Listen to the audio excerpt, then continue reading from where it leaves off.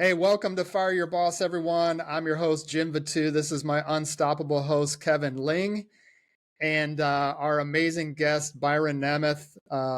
Byron, we're so very excited to have you on the podcast today, man. I was thinking about how we met, and I think it was right before the world shut down during COVID. You came to Indianapolis and you were playing in a band and the lead guitarist. And I went to see you guys as well as a few other bands. And you just had this amazing stage presence and just commanded the stage. And you looked like a full on rock star to me. And so after the concert, you happened to be standing over, I don't know, by the wall of the bar or something. And I mean, if I get a chance to meet a rock star, man, and they're just standing by themselves, I'm on it like green on grass. So I went over and just asked if I could buy you a beer, to which you replied, hell yeah, or something of that nature. And we started a quick conversation and chatted for a while. And you were just a really great guy and a humble guy. And then when our festival, when we kind of accidentally founded a music festival during COVID, I think I called you or reached out to you on Facebook, and in a panic, it was like, I've been asked to play this really challenging guitar solo. Number one, I've never played live in front of anybody in my life, and I'm 50 years old. Number two, I'm definitely not a lead guitarist, but I know some leads. And number three, I've looked at all the YouTube videos and I can't figure it out. Will you help me? And so Byron was kindly enough to give me a few lessons online and kind of help me pull it off, if you could say. And so, yeah, so he's been part of my story for several years now, and I try to cheerlead him, and he cheerleads me. And as I was thinking about what I do know about his story, it's just a very interesting entrepreneurial story that I think our listeners could really benefit from. And so if you want to kind of break the ice, Byron, and just tell us a little bit about your origin story. I know, some of it, but I know there's a long story there. And so just going to give us an idea of where you started at and how you kind of got into the business side of things and to music and to your graphic design and web development business and became a technology entrepreneur as well. Jim, Kevin, thank you so much for having me. I truly appreciate this, and I'm very excited to be here. So just wanted to start off with that. So thank you so much. Of In course. terms of origin story, I was originally born in Quito, Ecuador, South America, and I came here when I was about 10 years old. Ended up landing in Cleveland, Ohio with my parents. And that's where my entry into the United States, into the world of rock and roll, and ultimately into the world of business and technology happened through. I've been playing guitar since I was 5 years old, teaching since I was 16. So Wow. that in itself is a little entrepreneur story in music, where learning an instrument allowed me to have a very early on career teaching other people. So I've been teaching guitar all my life. And I'm very thankful to the universe, to God, to everything, that I'm very skilled naturally with music, music education, and technology. I discovered the technology part a little bit later, but I'm very in tune to music and computers, and I'm very thankful for that, because I don't have any formal education of any kind. And it's interesting because in my life now, so much later in my life, I've ended up, teaching music and teaching hundreds and hundreds of students, and ultimately getting into technology and web design and coding and graphic design, and running a business that way and having clients, and now also teaching that to other technology people that are younger and coming up. So it's been a really fascinating journey. I think once you're an entrepreneur, you kind of just discover that within yourself, and you see what your natural gifts are and where your desires are of what you want to do in life. And if you really pursue them and really, really focus on what they are, and be totally honest with yourself as to what your natural gifts are, because that's very important. Part of being an entrepreneur is understanding your natural gifts, and Sure. hopefully they coincide with a business aspect. And if you can make that connection and have that kind of focus, you're going to have a wonderful life. And that's exactly what has happened to me, and I'm very thankful for that. What inspired you the style of music that you're playing now? Was it some roots from back home, or was it something that hit you once you got to Cleveland and were growing up? It started with my parents introducing me to the music of Elvis Presley. Mm. That's what it started, and they bought me my first record, first Elvis Presley record, and then I discovered the Beatles on my own, and then I just discovered everything else in music on my own, and it went on from there. What the music that I play today isn't hasn't changed from what I've been playing in my life in terms of what I personally like to play. I can teach anything, but what I personally like to play is a combination of hard rock, metal, progressive rock, some blues and some jazz and some classical.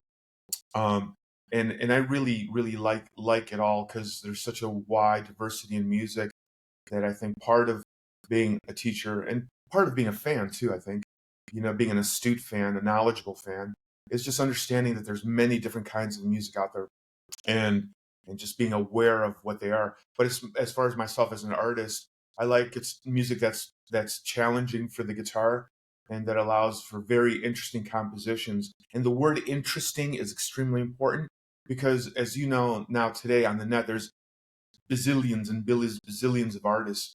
A whole lot of them are just not ready for prime time, if I can put that nicely. And they just put anything up. And in my opinion, my humble opinion, what's the biggest thing that's missing with any artist putting music up on the net is it's the compositional aspect is not interesting. It needs to be Songwriting needs to be more interesting, so that people fans, the average fan, not the musician, but the average fan can grab onto it and have it catch their ears and wanna listen to it. There's just a whole lot of music out there that's just very passé, so to speak. And I think that's the hardest thing about songwriting, because anybody can play fast, anybody can play a bunch of notes, anybody can play heavy or play light, but can you be as smooth as the Beatles and write songs that good, that are that interesting? And I think that's the hardest thing about music today. Well, you got, Yeah. sorry, Jim, if you're getting ready to jump in, but I know what you mean. It's so easy now to get music out in front of everyone Yeah, because of just where we are with technology. But then you've got people like Post Malone that did it that way, and look what he's become. And whatever you believe about his composition or his skills yeah, like that, the market seems to think that they love it. So, and it yeah, was just so easy for him to just put it out there, and look what it turned into, really without any major label behind him at the time or anything. So, yeah. It's It's crazy. Yeah. Who unbelievable. would think 10 years ago if you said there's going to be a guy with face tattoos doing Dorito commercials? Yeah, yeah, exactly. You know, there's there's one thing about the entertainment business as a whole, not just music, but this applies to music, filmmaking, being an actor, writing poetry, anything. There's no accounting for luck, and that little aspect of being involved in it, that luck aspect, I don't know how you can quantify that or get that to happen. It just happens for people, and for the people that it does happen to, they need to feel extremely lucky, because for the vast majority of other people, it doesn't happen that way. yeah, yeah, he's obviously talented. He's obviously authentic to himself, as just his example, and the people wanted it. It just all came together, and it doesn't always do that. Of course, I mean, Jim Right. and I are both musicians. Jim and I play music too, and we're not sitting up there like Posty doing a country tour right now. Yeah, it's amazing, right? Yeah, That's right. That's yeah, amazing. So, one of my things is I know to launch a business, you've got to be extremely focused and intentional about what you're doing. And that's one of the things that, I don't know, it precedes you. You're very intentional, even with the coaching and the lessons that you gave me. it was not like, hey man, rock and roll. Oh, you like to play guitar, man? That's totally cool, buddy. I'll help you out. It was like, no, dude, download my system. Let's go.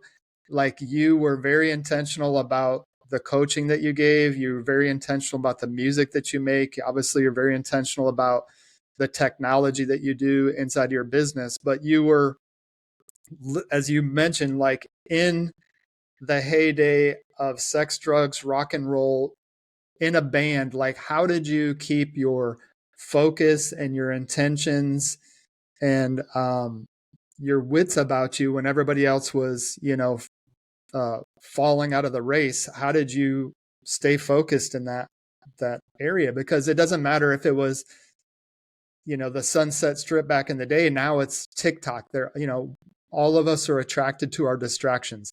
How have you remained focused in during those times and being in those industries? Nothing is more important to me than being a premier artist. That's it. Nothing. I don't allow other worldly distractions to come across my path and take over my life. They come across everybody's path. Just some people can't say no. And it's really that simple, Jim. One day we're all going to be gone, and my legacy will be online on Spotify, on YouTube. And I knew that long time ago, and I want to leave a lasting legacy. And if you let distractions get in your way, not only will they stop you from creating and putting stuff out, or running a great business, but they will kill your life. And to me, that's just not going to happen. It's just not. And I've had that attitude since I was very little. To be a great guitar player or to be a great businessman in any business, you have to be serious about it and be focused about it. And don't get me wrong, I love having a good time just like anybody else, but I'm focused about my music, and I want to leave a great legacy to the music that I have put out, to the people that like listening to it, and certainly to my clients in the web design world. Yeah. Nice. Yeah, Byron, if we could make a little transition to that, what got you really interested in starting the web design business? Like, I guess, what was your why behind that? Yeah. In the 90s, as the internet was coming into play, like really into play in terms of through society, it became very clear to me that was going to be a strong moving force in the world, and a platform of an availability to put stuff out on the net. And as it was developing, companies, no specific company, but just in general, companies and people were slowly starting to develop websites as the whole concept of websites started to move outside of the realm of just being in colleges when the internet started, because the internet started in colleges and started getting out into the private sector and then in the public sector. And it became super clear to me that was going to be a very huge thing in society. And then businesses started building websites, artists started building their websites, and I thought to myself, wow, this is super interesting. And by that time, I had been using computers very, very early on at home to do some super, super basic recording, because I'd been a Mac guy. I started on OS 9. Way back then. And I thought to myself, I know this. I know how to do this. I bet myself that I could figure out how to do websites. And I thought to myself, wow, that could be a really, really great career path as a secondary career path besides teaching, because I bet I'm going to be able to do that from anywhere in the world. And I was right. And that's when I started learning HTML, learning CSS, and learning the hustle, for lack of a better word, of how to get clients. And started out with one that led to two, that led to three really early level HTML websites that I built for people, built them for myself, And it started from that point on. And then it's just been growing and growing and growing. It's something that I've never stopped. And now we're into like really fancy WordPress and all that. Yeah, yeah. And Yeah. then what I also discovered is that the same gear, the same Apple Mac gear that I was using for my home recording stuff is the exact same gear that I could use for website developing and development. So I didn't have to buy two pieces of gear to run my business. My overall cost of having gear for my music was the same cost for starting my web design business. It's not like I'm a plumber and I needed to buy plumbing gear to run that business. You see what I'm saying? The material cost was one cost for two things, and that was a huge cost saving expense in in the super long term through today. That's very Which is insightful. cool. Yeah, yeah, yeah. The same, and that's been going on since that time period.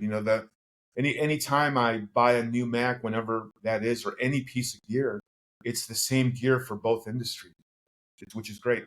Obviously, I don't play guitar in web design, but that maybe a little bit of it is just exclusive to music. But gear wise, computer wise, where the highest expenses are in both, that serves both industries, which is wonderful. It really is, and it's Yeah. super So portable. for the audience, right? Thinking about like, what would I, if they have an idea about what they might want to do as a, start a side hustle or do something maybe a little less risky than just leave their job and go start something that might even have a high amount of dollars to get started up. It sounds like you did something it was in the same sphere of like what you were already doing. I mean, you went into the tech side, but a lot of the gear was able to be used. It doesn't sound like you had maybe a huge investment to really get started to learn how to do this. Um, you were able to get started on, I guess, bootstrap sort of your situation here to get your first website going. And then maybe you could mention how you felt you got those first few referrals. Is it based on the excellence of the work you did, or, you did one, friends told others? How did that kind of just get the snowball going for you? Yeah, yeah, that's exactly right. It was a referral network I built that's in play through to this day, and a small amount of advertising on the net, and then going through networking meetings, introducing myself, and that's something that I have steadily have done and still doing am through today. So that's worked really well. And in terms of like um, for anybody wanting to do an entrepreneurial career, where the money lays and will continue to lay in the future, as I see it, is you're going to get paid very well for intellectual knowledge. Web design is is coding, graphic design. That's intellectual work with your mind, so to speak. Even though you use your hands on the keyboard and stuff, of course, but it's not physical labor. Physical labor will increasingly, as time goes on and as robotics come into play, will pay people less and less and less and less.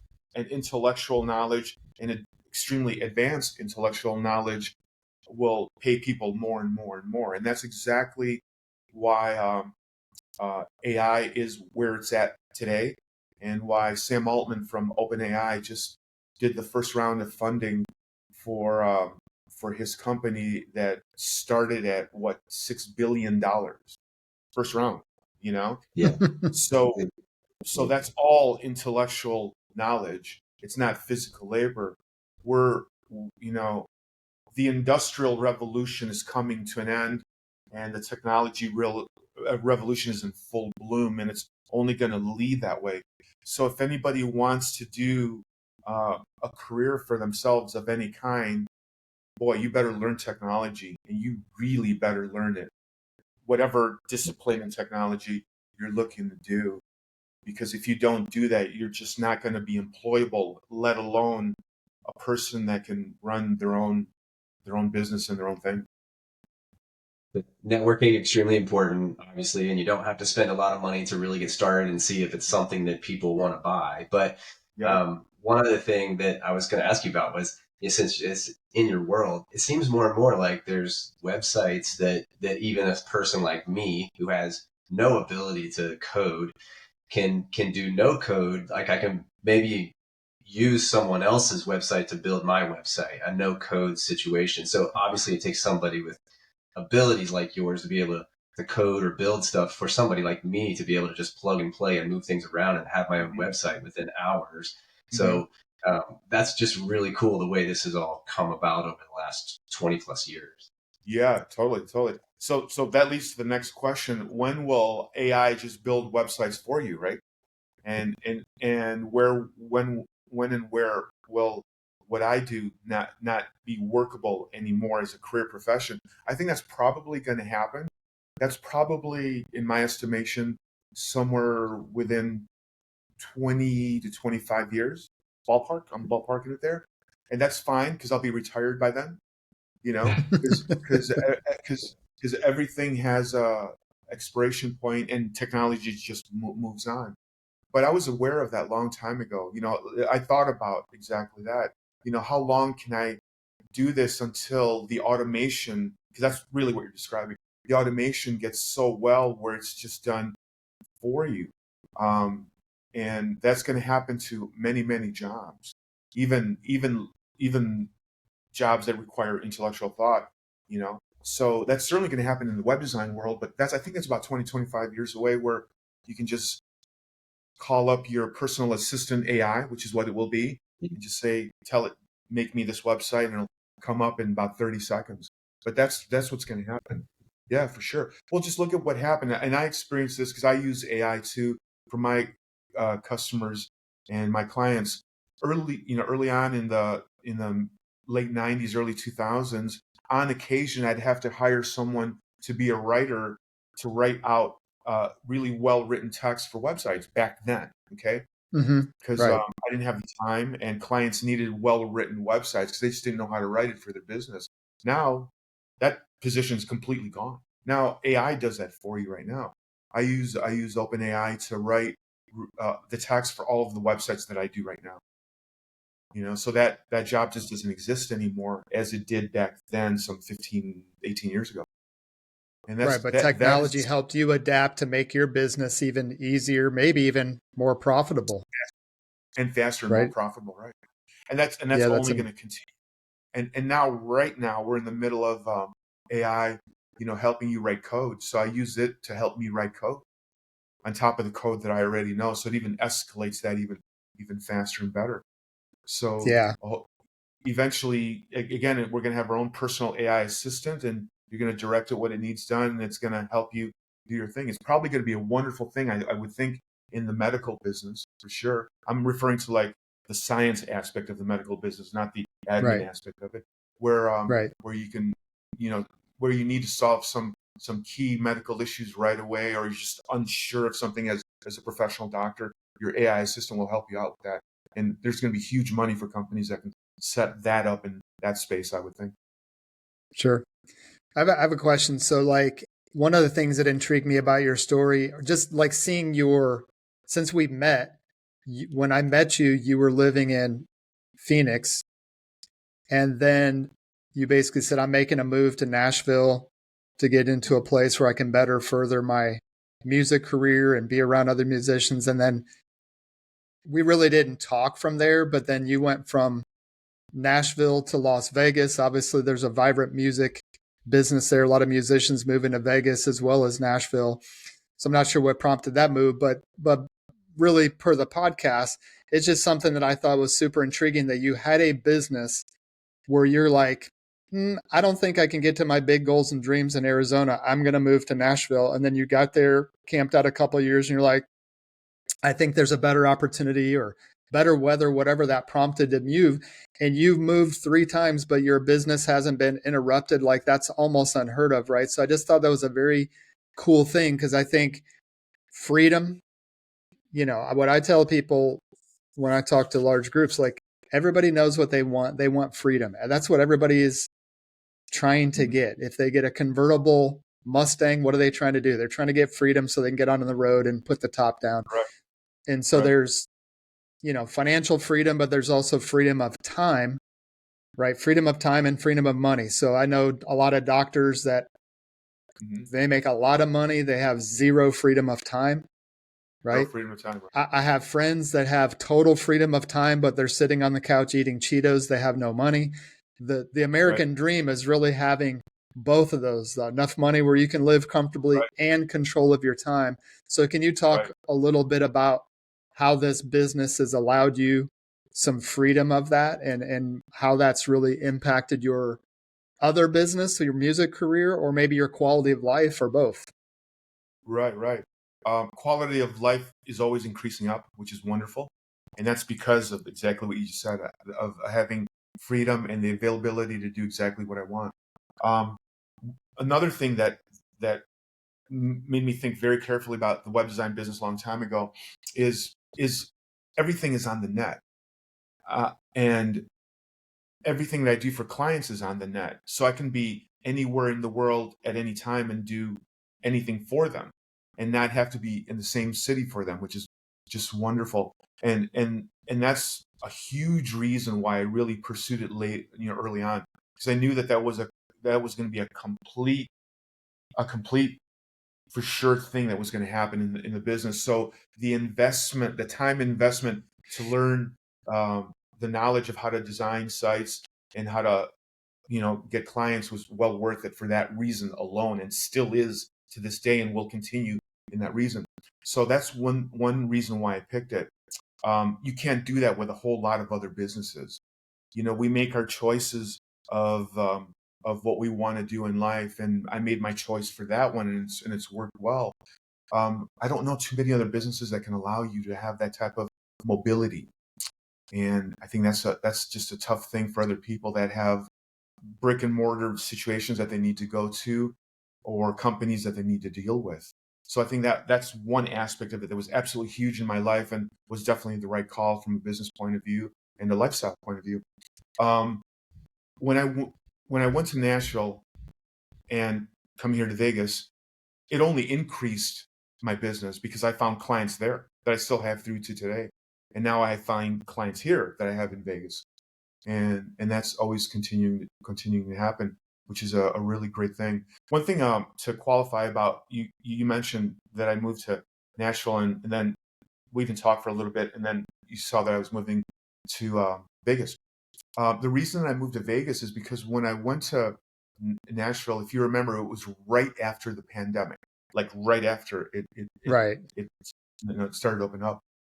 And I went there with the full intention of buying a house, because I'd sold my house in Phoenix. I had a beautiful house in Phoenix, and I sold it, and I had cash in hand, ready to go. Couldn't find anything because everything was unbelievably overpriced, double, triple I the see. price. It was just out of control. Plus, I didn't like the weather that much. Love the music scene, but I didn't like the weather. And I had an opportunity because I had a couple friends here in Vegas, and I knew an agent here that told me that there was the range for real estate was a little bit better here at that time. And I came here and I checked it out, and I found this beautiful condo. So I bought it immediately, sight unseen. And because I didn't want to spend a whole lot of time in any city, not just Nashville, but in any city, not being a real estate owner, because I'm an investor. And that's really important to me to be able to do that. So that's it was real estate is the primary reason why I came to Vegas, and the secondary bonus reason for that is that I get the other side of the music business here, which is really good. That's So amazing. that's what led that loop. And in that process, I gained more clients on the net, a few more students by Zoom, and just kept going. So nothing diminished business wise, other than the hassle of having to move twice, which sometimes you need to do that in life. But it was for the very good reason of owning real estate, and continuing to be a real estate investor here. So I mean, it's just that's why. added to your legend in my eyes, man. Thank you so much. Thank you It's so much. so doggone intentional, man, and it's so thought out, and it's really impressive, dude. I mean, you are, I don't know what, the one percenter of rock stars, man. You're just so forward thinking, and Thank you. I didn't know, at the time. I just saw you as this unbelievable guitarist with the the fan blowing your hair as you're doing a guitar solo, right? But just getting to know you as a person and how intentional you are and everything. I want to surround myself with winners. I want to surround myself with Thank you. eagles. And they say Well, pigeons thank you. flock, but eagles don't, right? And so I'm just thankful to have you in my circle. Thank you so much. If I could mention one thing about business, that's because you mentioned intentionality. I'm a huge fan of Dave Ramsey and his observations on money and how to control it and have it and keep it and invest it. And what a lot of people, especially a lot of musicians, man, they have a horrible burn rate. You know what burn rate is in business, right? It's your cost of expense every month to lead your life, run your business, whatever. And because their burn rate is so high, wow, they just get into a lot of trouble. And not only can they not have a calm personal life, forget about a business. They can't even run a business because their burn rate is so high that they're so in debt that they're dealing with payments on buying the stuff that they're buying, whatever it is, that it's just a difficult situation. So one of the disciplines of my life is to have an extremely low burn rate. Nobody can get to zero. You got to buy a couple things in life once in a while, but you gotta keep that as low as possible all the time so that you can be, number one, flexible in life in case things come up and just be able to pivot and move, just like what happened to me in Nashville when the situation came up to buy this condo here. I was able to pivot and move. That could have only happened for two reasons. I saved my money after I sold my house and had a very low burn rate. I couldn't have done the first move, let alone a second move, if I didn't apply those principles of discipline and Right. focus and of running I run my personal life really like a business unto itself, and I'm very aware of what's coming down the road in terms of costs, and that gets mitigated immediately. I don't have, believe it or not, I don't have this lavish lifestyle. I do have some beautiful guitars and all that, and a wonderful condo and all that, and a super nice car. But my burn rate is very low, and it's staying that way. And that's another thing about web design that I really liked about the business. It's the material cost to get in it is really a really high end computer, which again I use for my music also, and then a whole lot of intellectual knowledge, and then emotional hustle in terms of finding the clients, talking to them, and getting them to come on board for you to work for them online. So it's not like I have this big cash outlay every week to buy products or buy things to make this company run. Do you see what I'm saying? So again, my burn rate's super low, and because of that, I work on a situation where I work on very high margin, select clients, and very low burn rate, and that's my business model. And I think that's a very, very precise model, but I also think it's a hard model to have for other businesses where you have to buy a lot of things, a lot of physical things to keep them running that tie up your time and tie up your money. And that's another huge reason why I got into web design. And again, it's getting paid for intellectual knowledge. That's what it is. So it's amazing. Yeah, I hear what you're saying, man. I have a cookie business myself, and so yeah, the cost of goods, the operational expenses, you're buying a lot of dough all the time, right?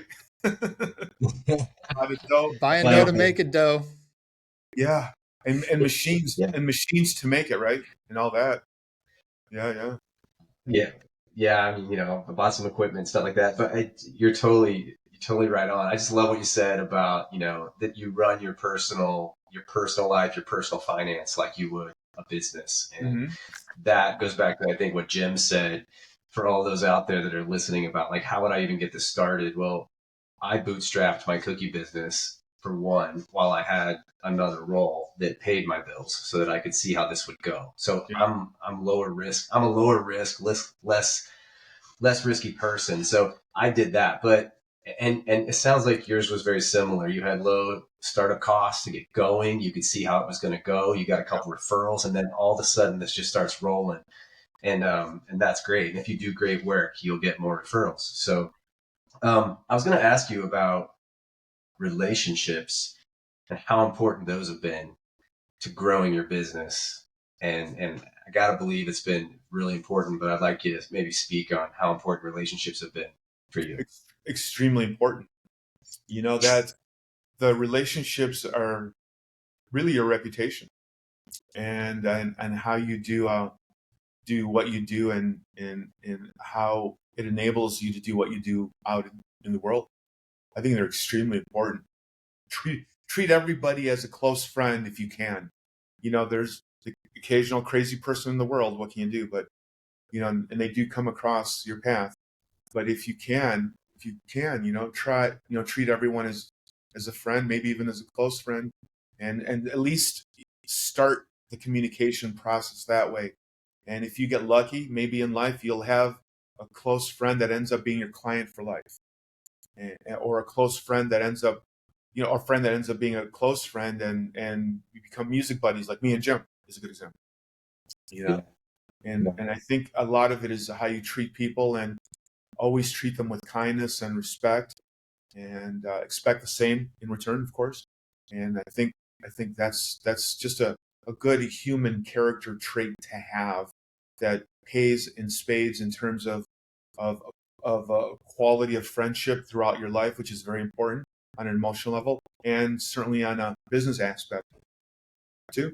So, what's probably the biggest lesson you learned going out and doing your web development business about yourself or about the world? That the world will be exactly what it is, and the world is, Kevin, the world is on its own course, and it's going to be exactly what it is. And what I mean by that is that the lesson that I've learned is that I'm going to lead a calm and peaceful and happy and fabulous life, even though the world may be in constant chaos. And I'm not going to let the world affect my disposition in life, and how I treat myself or treat people. And that's the biggest lesson that I've learned. It really is. Because as I see it, and I'm not a negative person, I'm just being observational as an intelligent person. That's where this comment is coming from. You see what's going on in the world today. I don't need to get into any specifics, but you just look at the news and see what's going on, and it's a mess. It really is. You got to wonder where it's going to go next week, let alone a couple of years from now, right? And or the oncoming weeks. And the most important thing I think you could give to yourself is to learn how to lead a great life in an insane world. And that translates to good relationships with people, and that translates to good business relationships with clients, and that translates into a successful business, and that translates into great music, and that translates into a fabulous life, even though the world at large may be in its own spiral, going wherever it's going. Well, I mean, if you have your financial life in order, you have your spiritual life in order, you have, kind of created a philosophy of how to move through it, then all those people tend to have at least some level of peace about them and some level of calm about them.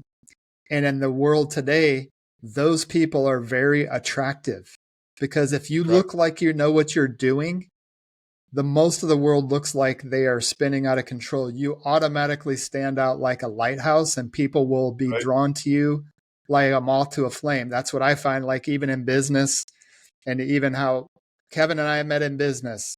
Now we're friends. Now we're doing the podcast together. You and I met. I mean, you were doing your business. You were giving a presentation. It wasn't a PowerPoint. It was with your Ernie Ball. But and because of your intentionality and my intentionality too, I don't know how many people come up to you, but I'm like, man, like I'm going to go and at least say thank you, or just be super intentional and tell you how much I appreciate you and what I noticed about your performance. And you were super humble and intentional. And then 5 years later, or whatever it is, 4 or 5 years later, we're doing the podcast together. So those are all, dots on the map on how to make that happen, just through building relationships, and if you got at least part of your crap together, other people will be interested in you. Yeah, exactly. Jim, I wish one thing, and I'm speaking generally here about the music business. I wish the business aspect of the music business, not the art, because we all can make great art any time. The business aspect of it could be a little bit more fixed, for lack of a better word, because right now it's in such turmoil and in such a mess right now. You've got a situation where 100,000 new songs are uploaded into Spotify and into YouTube on a daily basis. Daily. Think about that number. You've got this clutter on the net of just anybody putting up anything all the time. And it's creating this massive clutter of just stuff, of just endless amounts of songs, most of them not that good, on the net. And that's one thing. And then you've got the situation where now we only have 3 labels, Universal, Warner Brothers, and Sony Music. Back in the day, there was 25 major labels. Now there's only 3 of them. They're conglomerates. They practice, a situation of extreme ageism, if you will, so if you're not 22 years old, they're just not going to look at you. And now they don't even like rock anymore.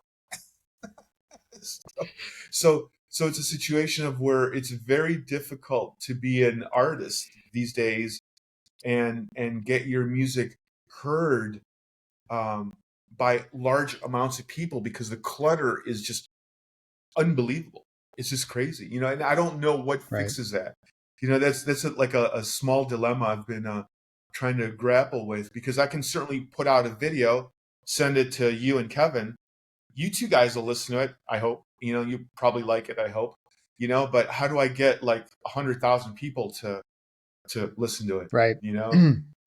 That's the dilemma. I can put anything up, but just how do you get volume of people to listen? Well, the next episode we'll talk about diversification, because obviously you didn't have all your eggs in one basket, and that's allowed you a very comfortable life and some freedom as well, because of because of some of that turmoil. But the great point is that I know that your business website, correct me if I'm wrong, is Byron Nemeth at technology. What? Tell me. Correct. That's it. Yep. Yeah. Byron Nemeth. It's just Byron Nemeth .technology. Correct. Yeah. That's it. That's the digital site where you can get the web design, graphic design, all this stuff. That's a really cool website, which makes sense. If you had a crappy website, that would be bad. And then on the music side, you actually just launched your greatest hits, which is really cool, from a long career. So just take a couple minutes. We're going to wrap up here shortly, but just take a couple minutes to talk about anything you want to on the business side or on your greatest hit side, because we definitely want to honor you and get as many people to your goodies as possible. Yeah, that's a best of album that I launched last month, and it's 14 tracks of what I feel are the 14 most powerfulest tracks that I've done in the past 20 years, and that's why I termed it greatest hits. And that's out for the public to check out. If you could share that link, the link that I sent you, with your viewers, that would be great. And we will. You can find out on the music side of things. You can find out about what I'm doing at byronnemeth.com. And as you mentioned, on the technology side, that's byronnemeth.technology for the web development aspect of it all. That's awesome, man. We're so thankful to have you on, man. I'm so excited again to have you in my circle, and I know you're fighting the good fight, so I'll just challenge you to keep it up, man, and keep rocking. And do you have any closing questions or comments, Kevin? No, I got through all mine. I think I got through everything that I wanted to cover. I appreciate your time today. It's been great hearing more about your story, where you came from, and sharing all the wisdom you could with those that are thinking about a similar path, at least to jump into something new, whatever's next for them. Yeah. That's right. Thank you for having me. Hey, Kevin, I'd like to try some of your cookies sometime.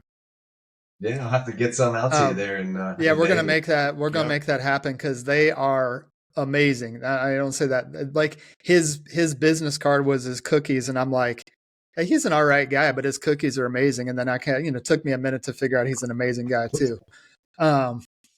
But we want to thank again the Hayes Group for being the primary sponsor on this podcast, the hayesgroupmarketing.com, where you can enjoy really a greater business by connecting with these folks. I know that they've helped me personally. They've helped Kevin personally.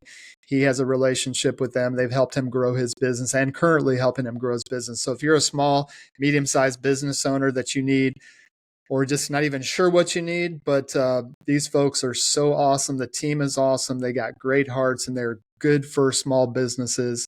hayesgroupmarketing.com. We appreciate Adam and Andy and the gang over at the Hayes Group. So thank you so much. We're going to wrap up this episode, Byron. We're going to get your information out, and we're so thankful to have you, buddy, and you just have an amazing day. Great. Thank you, Jim. Thank you, Kevin. Thank you.